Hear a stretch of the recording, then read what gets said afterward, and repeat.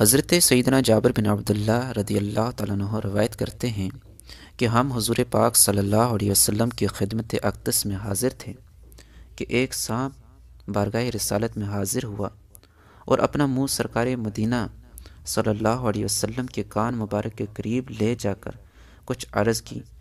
نبی اکرم صلی اللہ علیہ وسلم نے فرمایا ٹھیک ہے، اس کے بعد وہ لوٹ گیا۔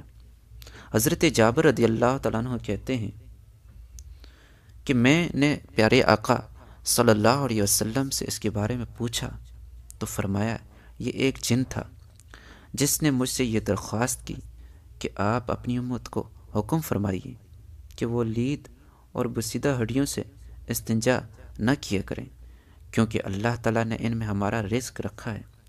جس ہڈی کو جنات لیتے ہیں اس پر انہیں گوشت ملتا ہے، اور جس لید یعنی گوبر کو لیتے ہیں وہ دانہ یا پھل رہے ہیں۔ پی کے آن لائن اسٹوڈیو، اگر آپ نے ابھی تک ہمارا چینل سبسکرائب نہیں کیا تو فوراً سبسکرائب بٹن پر کلک کریں اور ساتھ گھنٹی کے بٹن کو دبائیے تاکہ ہر نئی ویڈیو کی اطلاع آپ کو ملتی رہے۔ شکریہ۔